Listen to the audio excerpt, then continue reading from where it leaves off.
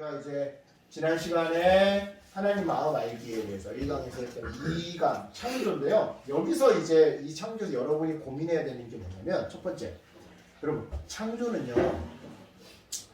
창세기 1장에서 일어난 그 사건으로 끝나는 걸까요? 아니면 오늘날에도 반복될 수 있는 걸까요? 반복!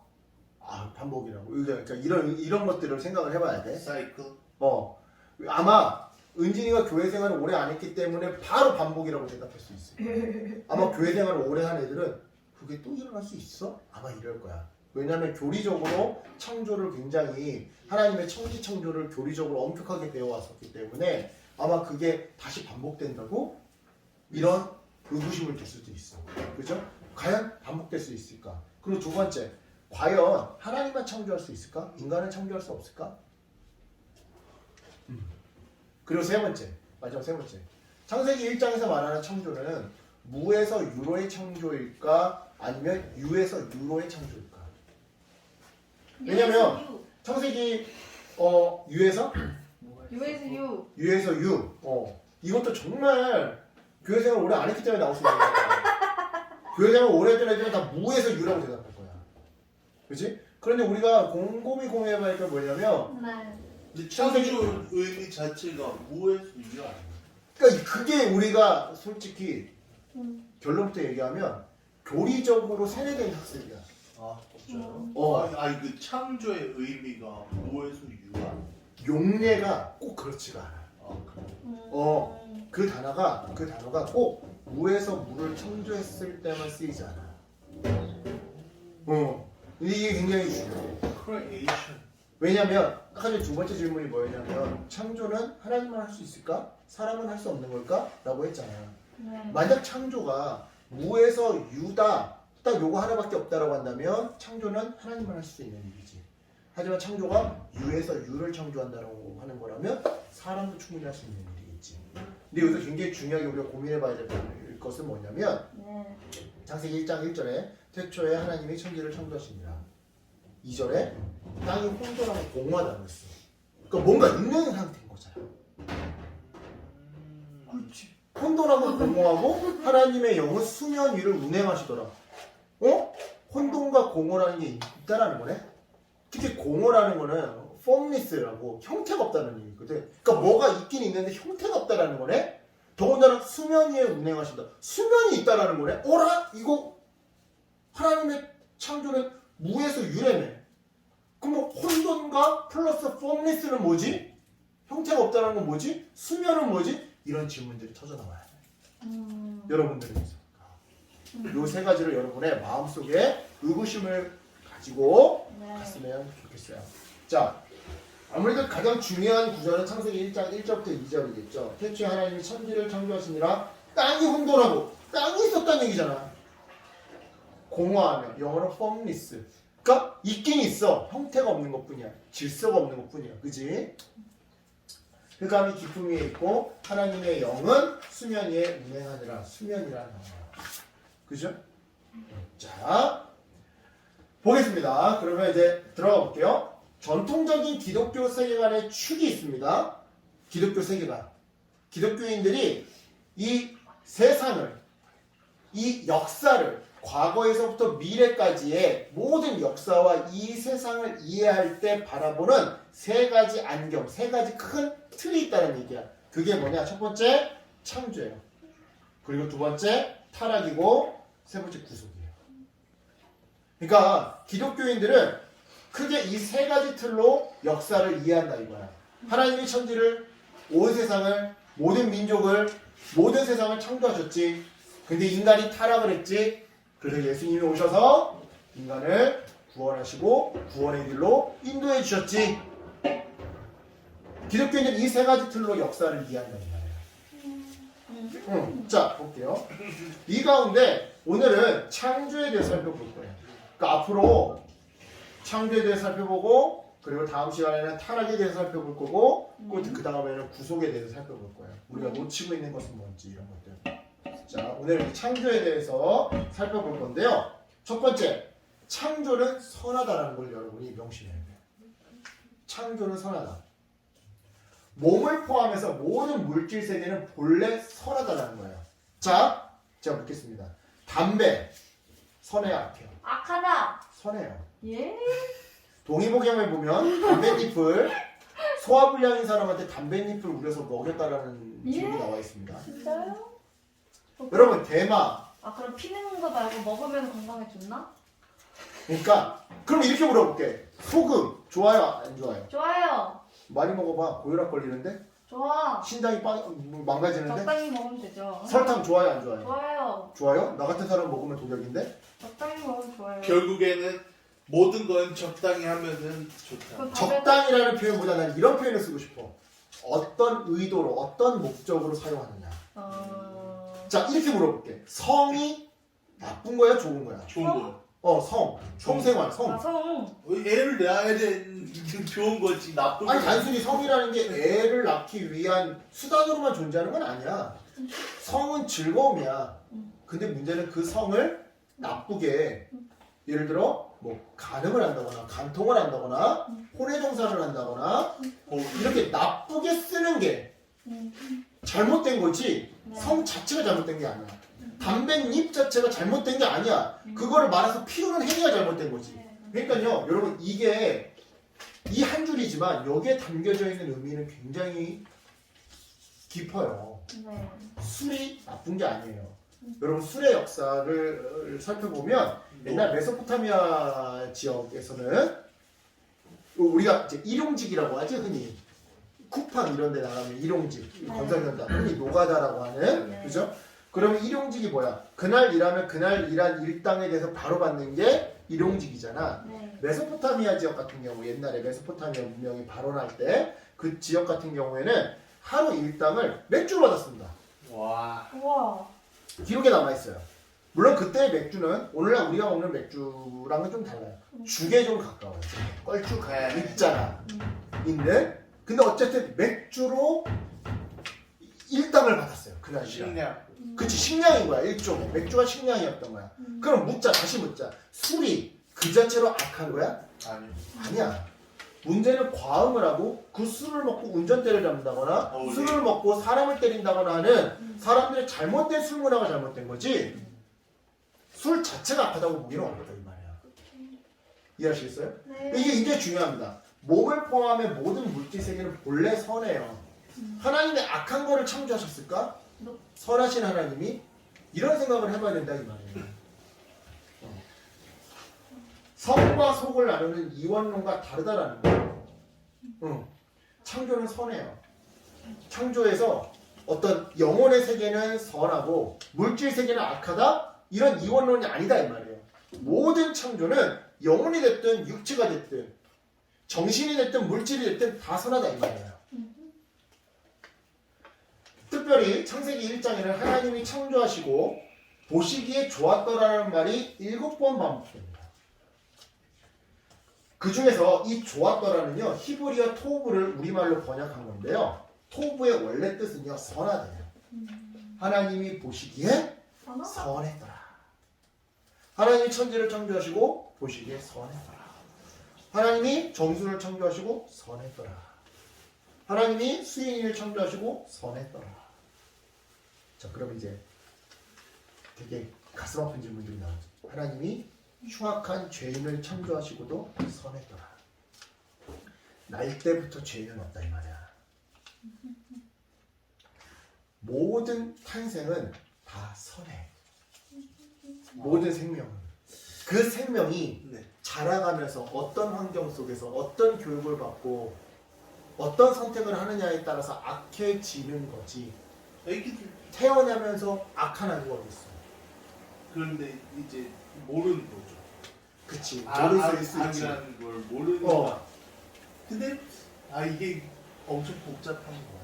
그치 복잡하지. 네. 그런데 하나님은 선하게 창조했다는 거야. 그러니까 우리의 생각이 어떻든 하나님은 어쨌든 얘가 앞으로 어떻게 될지 죄인이 될지 의인이 될지 이 미래에 대해서 우리는 모르지만 하나님은 선하게 태어나게 하셨다는 거야. 내 부모님을 선하게 태어나게 하셨다는 거야. 흉악한 범죄자도 일단 태어날 때는 창조할 때는 선하게 태어나게 하셨다는 거지. 그래서 우리 왜 영화 같은 데 보면 이 아기는 태어나면 악마의 그릇이 될 존재입니다. 그러니까 태어나기 전에 죽여야 합니다. 라고 할 때 대부분 영화들의 엔딩을 보면 태어나게 하지. 그게 바로 이 명제가 들어가 있는 거야. 이 철학. 태어나면서부터 악한 존재는 없다라는 거예요. 그 철학이 담겨 있기 때문에 설령 이 아이가 커서 악인이 될 수 있는 가능성이 80%, 90%라 할지라도 99%라 할지라도 태어나면서부터 악한 존재는 없다라는 거지. 오히려 일단 태어나게 해야 된다는 거지. 오히려 죽이려고 하는 행위 자체가 그 애를 악하게 만들죠. 그렇지. 네, 자, 스포츠는 하지만 여기가 중요해요. 완벽하지 않다는 아, 거. 귀여워. 그게 아까 전에 그 말이야. 이 사람이 나중에 태어나서 악인이 될 확률이 99.9%라 할지라도 일단 태어나면서부터 악한 존재는 없다라는 거지. 하지만 아까 전에 말했지만 악인이 될 수 있는 확률이 99%. 완벽하진 않다는 거야. 그 자체로. 우리도 마찬가지야. 우리가 태어날 때 우리 저기 은진이가 태어날 때 그 자체로 선해. 하지만 은진이가 태어나면서 악인이 될지 아니면 의인이 될지 이거는 자라나면서 환경에 따라 교육에 따라 환경에 따라서 막 달라질 수 있는 거잖아. 지금 내 아이 다운이가 엄청 선해. 하지만 완벽하진 않아 얘가. 그지? 단순히 어떤 정신적, 교육적, 학습적 이것뿐만 아니라 손과 발 모든 발육 상태도 완벽하지 않아. 얘는 더 성장해야 돼. 맞잖아. 그죠? 네. 토부가 하나님이 보시기에 좋았더라, 하나님이 보시기에 토부했더라, 하나님이 보시기에 선했더라가 더 이상 따라서 변화가 필요 없습니다. 이거를 의미하는 게 아니라는 거예요. 하나님의 창조가 완벽했다. 그 자체로 창세기 1장에서 하나님은 이 세상을 완벽하게 창조하셨습니다라는 선교를 하시는 목사님들이 있는데 그거는 아니다. 너무도 교리적인 설교다. 무슨 말인지 이해하시겠죠? 그게 어떤 의도로, 그러니까 하나님의 완벽하심을 드러내고 싶어서 그렇게 하시는 건 알겠는데 그게 그렇게 온당한 설교는 아니다. 그렇습니다. 창조를 완벽으로 이해할 경우 이신론이 움틀 수 있습니다. 이신론이 뭐냐면 신의 세상을 이미 완벽하게 창조했다는 거야. 그렇기 때문에 신은 더 이상 세상에 관여하지 않아. 그래서 인간이 이성을 가지고 충분히 아름답게 살아갈 수 있다. 이게 이신론이야. 디이즘이라고 하는. 다시 한번. 신이 이 세상을 이미 완벽하게 창조했기 때문에 신은 더 이상 이 세상에 노터치야. 노터치. 관심이 없어. 인간이 이성을 가지고 자연을 관찰하면서 충분히 이 세상을 아름답게 윤리 있게 다스려서 영위해 나갈 수 있다. 이게 이신론이거든요. 창조를 완벽으로 이해할 경우 이신론이 움터요. 그러니까 신이 필요 없어요. 인간의 이성으로 충분해요. 인간의 자유의지를 가지고 충분해요. 하지만 진짜 그래? 정말 그렇다면 세계 1차 대전, 2차 대전은 왜 만들어졌지? 어마무시한 대량 학살들이 왜 일어나는 거지? 러시아는 왜 우크라이나에 침략하는 거지? 신이 필요 없을 정도로 완벽하다면? 신이 필요 없을 정도로 완벽하게 창조되었다면 왜 인류의 역사는 전쟁의 반복이었지? 그죠? 그런데 여기서 우리가 생각해야 될 게 창세기 1장 28일이 뭐죠? 문화명령. 생번충정다. 너희는 생육하고 번성하고 충만하고 정복하고 다스려라. 이게 문화명령인데 이것 자체가 불완전을 전제해야 나올 수 있어요. 생각을 해보세요. 세상이 완벽한데 하나님이 우리에게 너희들은 생육하고 충만하고 번성하고 정복하고 다스려라는 말을 굳이 할 필요가 있었을까요? 완벽한데? 없겠죠. 왜 정복하고 다스리라고 했겠어요? 불완전하니까 정복하고 다스리라고 하셨겠죠. 그죠? 자, 미들턴이라고 하는 사람이 새하늘과 새 땅이라는 책에서 이렇게 얘기했습니다. 인류가 현세적 부르심 내지 문화적 소명을 지닌 채 창조되었다는 점은, 그러니까 현세적 부르심은 내가 이 땅에서 뭔가 해야 할 하나님이 나에게 주신 사명이 있어. 이런 게 이제 현세적 부르심이에요. 또는 문화적 소명. 한마디로 생육하고 번성하고 충만하고 정복하고 다스려야 된다는 이 소명을 지닌 채 창조되었다라고 하는 것은 하나님이 창조 과정을 마치셨을 때 세상은 매우 좋았지만 더 나아질 수 없다는 의미에서 완벽한 것은 아니었음을 암시한다. 또한 월터스라고 하는 사람은 그의 저서 창조 타락 구속에서 창세기 3장이 기록된 사건들에 앞서는 땅의 창조는 갓 탄생한 건강한 어린아이와 같다. 이게 좋아요. 이 표현이 굉장히 좋아요. 그러니까 하나님의 천지 창조는 이제 신생아와 같은 느낌이다 이 말이야. 어린아이와 같다. 모든 면에서 어린아이는 매우 좋다, 선하다 판정을 받을 수 있지만 그렇다고 그가 변화될 필요가 없다는 말은 아니다. 그렇다고 그가 성장할 필요가 없다, 배워야 할 필요가 없다, 예의를 배워야 될 필요가 없다 이런 의미는 아니다. 이해하시겠죠? 네. 그러니까 천지창조를 어린아이, 신생아로 이해하면 좋다 이 말이야. 따라서 창조는 지속적인 사건이다. 이게 중요해요. 내가 그냥 말했죠. 창조는 이례적인 사건이 아니라 반복되는 사건일 수 있다. 그죠? 성경의 창조는요, 과거에 연결된 이례적 사건이 아닙니다. 창조는 종말이 아니라 새로운 시작이에요. 그러니까 창조는, 자, 하나님 천지를 창조했어요. 이제 끝! 이게 아니라 어린아이라니까?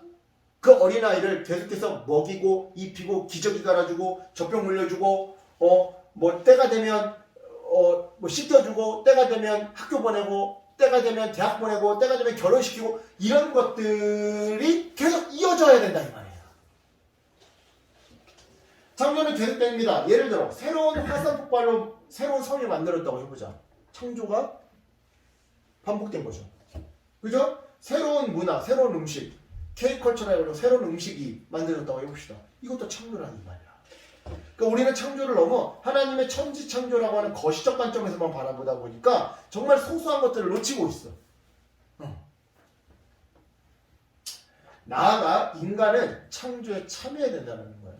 그게 문화명령이에요. 아까 전에 생번충명다. 자, 창조의 발전이라는 개념, 평균 발전의 개념이 뭐예요? 창조는 어린아이와 같아서 인간이 그 어린아이 같은 세상을 먹이고 입히고 씻기고 잘 교육시키고 훈련시켜서 성인으로 만들어야 된다. 이게 창조의 발전이라는 개념인데, 자, 월터스.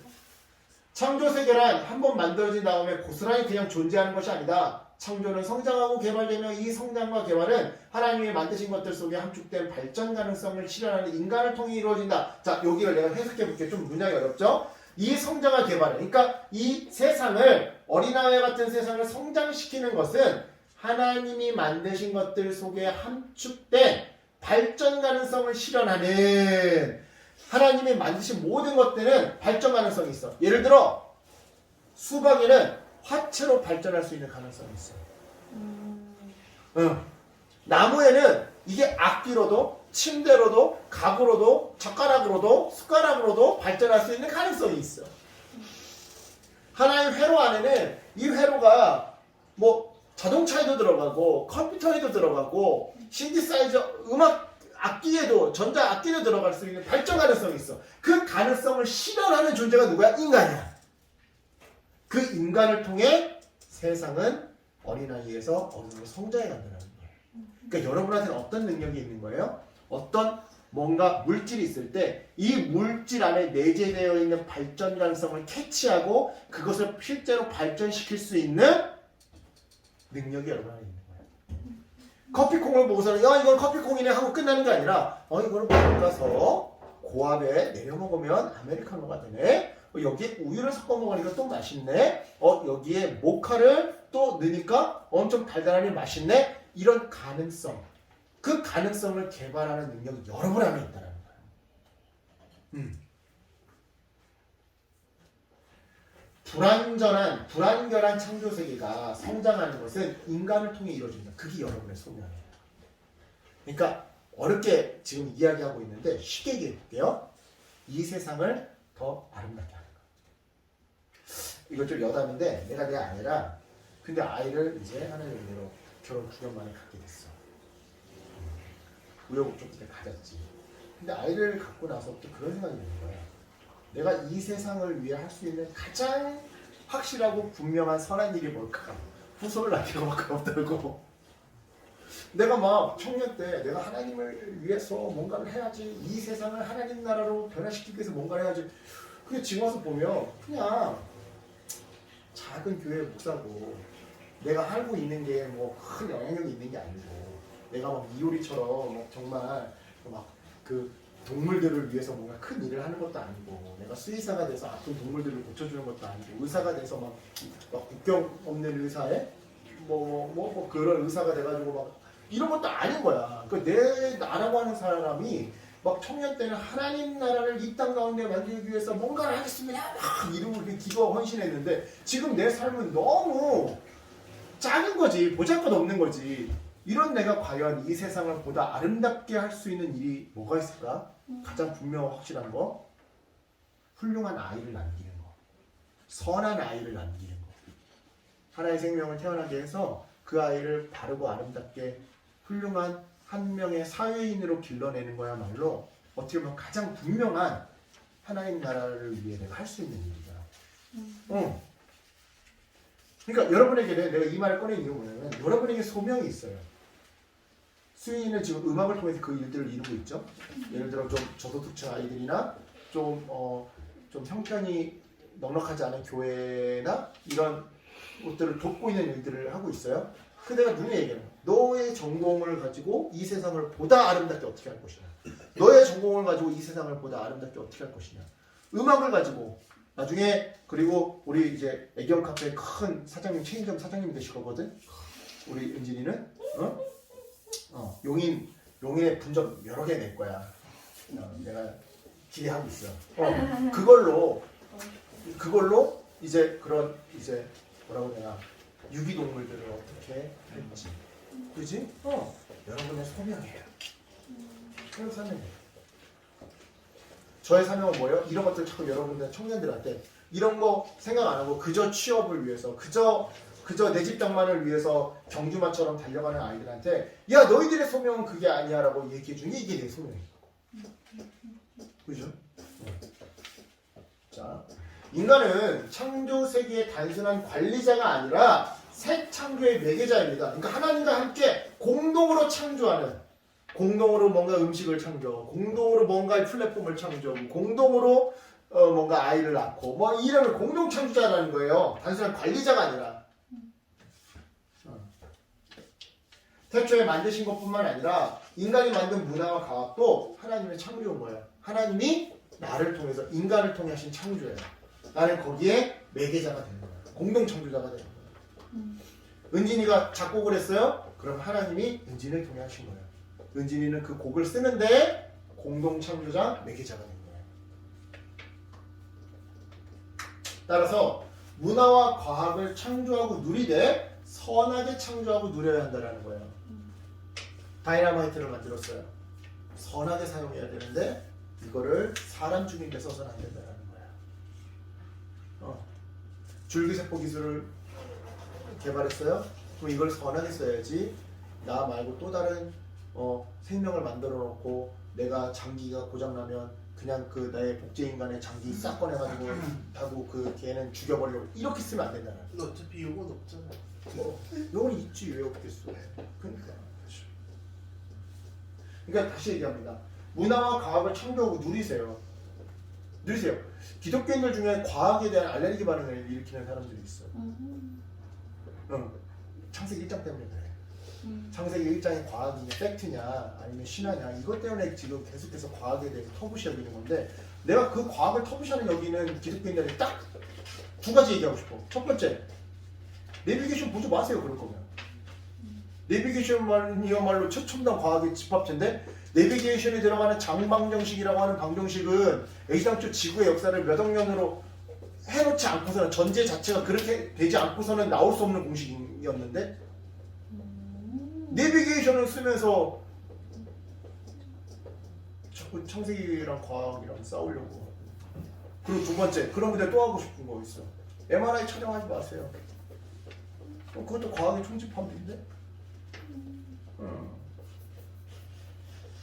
누리세요. 선하게 누리세요. 선하게 창조하시면서. 자, 5. 창조는 질서와 의미도 만든다. 이게 중요해요. 이게 아까 전에 창조는 꼭 무에서 유를 만드는 것뿐만 아니라 유에서 유를 만드는 것도 포함된다라고 얘기하는 거야. 자, 창조를 존재로만, 즉 무로부터의 창조로만 생각하는 것은 오해입니다. 물론 무로부터의 창조는 분명한 사실이에요. 골로새 1장 15절로 10절 참고해 볼 때. 근데 여기 좀 중요한 게 있어요. 유대인들은 신약 성경이 나오기 전에 구약 시대 때 유대인들은 한 번도 하나님의 창조가 무에서 유라고 생각해 본 적이 없어요. 왜냐면 그게 걔네들은 문제가 아니었거든.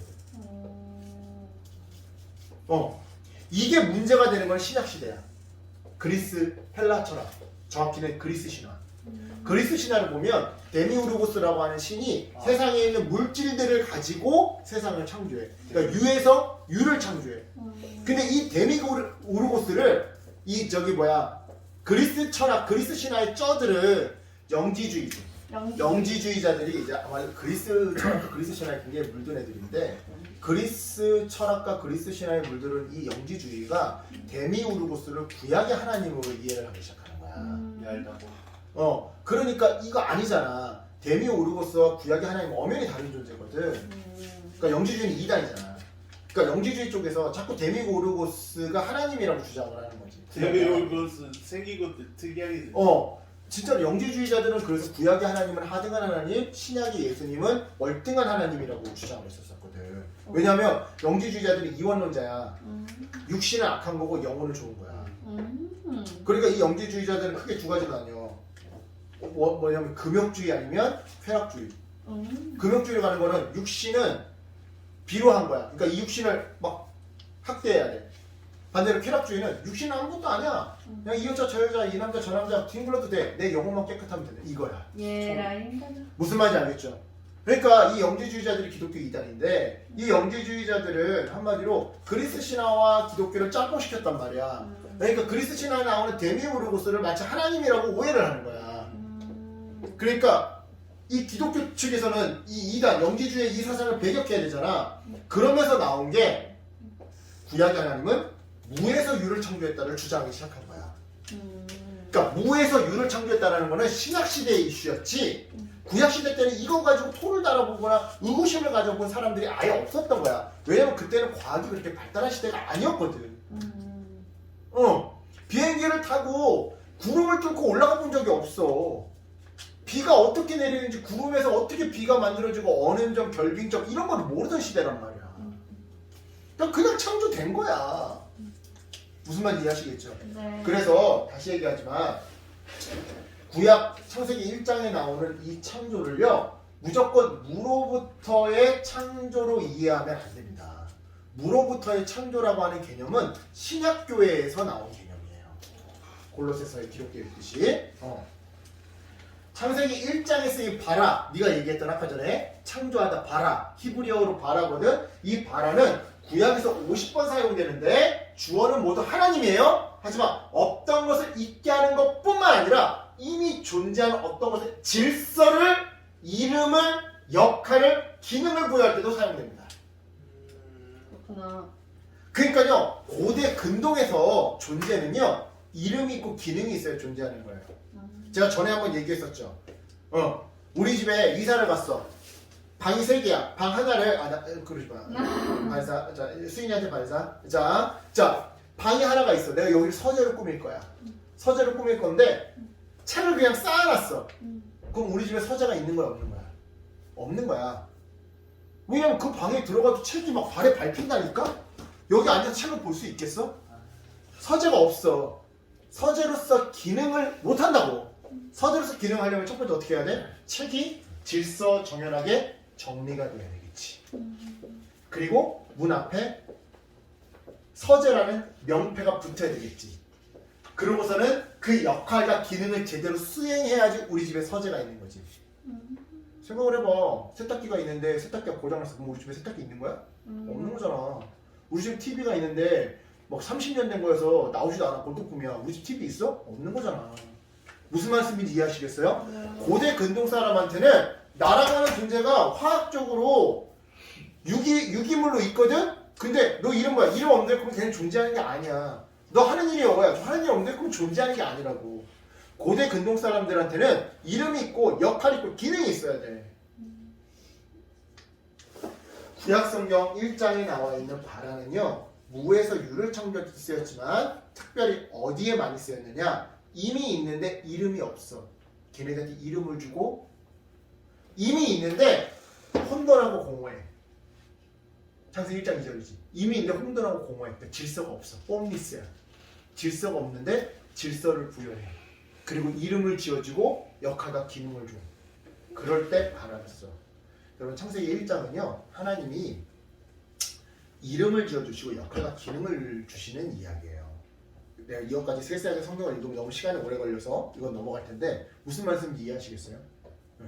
자, 따라서 여러분 삶의 어두운 혼돈, 공허함에 질서의 빛을 비추고 그 속에서 공허하게 떠도는 인생의 새로운 이름과 역할과 의미를 만들어주시는 하나님의 창조를 오늘도 우리는 체험할 수 있는 거예요. 창조는 반복되는 거예요. 다시 한번 혼돈하고 공허해요. 하나님이 처음 3일 동안 뭘 해요? 나누다의 히브리어 다른 뜻을 보면 질서를 잡자는 뜻이 있어요. 뒤섞여 있으니까 나누는 거예요. 질서를 잡는 거예요. 혼돈하니까 질서를 잡아주시는 거예요. 오늘날은 똑같아. 질서가 안 잡혀 있어. 정의가 바로 세워져 있지 않아. 그럴 때 질서를 잡고 공허한 인생에 이름을 불러주시고, 야 너는 그냥 만들어진 존재가 아니야. 너 의미 없는 존재가 아니야. 넌 이름이 있고 넌 역할이 있어. 너에게 사명이 있고 너한테 소명이 있어. 너한테 달란트가 있어. 라고 의미를 만들어주는 하나님의 창조는 오늘도 반복될 수 있다는 거예요. 단순히 옛날에 그 창세기 1장에서만 창조가 일어나는 게 아니라, 하나님 난 왜 태어났을까요? 난 아무 쓸모가 없는 것 같아요. 내 인생 뭡니까? 라고 할 때 나의 이름을 불러주면서 나 너에게 원하는 게 있어. 너도 할 수 있는 게 있어. 너 달란트 있어. 너 이 땅에 의미 있어. 를 알려주실 때 그때 하나님의 창조가 내 안에 한 번 더 일어나는 거예요. 또한 여러분, 삶의 어두운 혼돈과 공허한 인생들에게 여러분이 그러한 역할들을 해줄 때 여러분들이 아니야 은진아 너 달란트 있고 너도 인생에 의미가 있고 아름답게 살 수 있는 자격이 있어. 아니야 정수야 인간은 다 악하지만 아니야 막 이러면서 그럴 때 나 역시 창조의 매개자가 될 수 있는 거야. 내가 정의를 세우면서 질서를 바로 세우는 이것도 창조예요. 누군가를 위로해주고 누군가에게 삶의 의미를 부여해주는 것도 창조예요. 따라서 여러분 하나님만 창조하시는 게 아니라 여러분도 창조할 수 있습니다. 그리고 그 창조는 꼭 없는 거에서 있는 것을 만드는 것만 창조가 아니라 이미 있는 존재에게 삶의 의미를 부여해주고 새로운 이름을 불러주는 것. 이것도 창조가 됩니다. 자, 여러분은 내 삶 속에 존재하는 혼돈과 공허 가운데 성령님의 능력으로 질서를 바로잡고 생명력을 불어넣고 계십니까? 또한 여러분은 이웃의 삶 속에 존재하는 혼돈과 공허 가운데 성령님의 능력으로 질서를 바로잡아주고 생명력을 불어넣어주고 계십니까? 삶의 역할과 의미를 잃어버린 나와 너에게 은사를 발견하게 도와주며 그 은사의 목적을 알려주고 있습니까? 만약 여러분이 이런 삶을 안 살고 있다고 한다면 당신은 여러분들은 직무유기를 하고 있는 겁니다. 직무유기! 강호도. 왜냐하면 여러분은 여러분을 창조의 매개자로 만드신 그 하나님의 뜻을 어기고 있는 것이기 때문에. 하나님 지금도 여러분을 초대하고 계십니다. 나와 함께 이 땅의 혼돈과 공허에 정의를 세우고 생명을 살리지 않겠니? 먼저는 너를 다시 창조하고 다음으로는 옆사람을 다시 창조해주지 않겠니? 여러분 이 초대에 어떻게 응답하고 계십니까? 내가 헤엄치는 바다의 혼돈과 공허만 잠재우는 성공한 사람들을 따라하는 모방적인 인간이 되겠습니까? 아니면 우리 모두의 바다의 혼돈과 공허를 잠재우는 창조적인 인간이 되겠습니까? 바라기는 내 삶의 혼돈과 공허를 재창조하고 나아가서 지체들, 이웃들의 혼돈과 공허를 재창조하는 진정 창조의 사람, 창조적인 사람, 창조의 자녀가 되기를 축원합니다.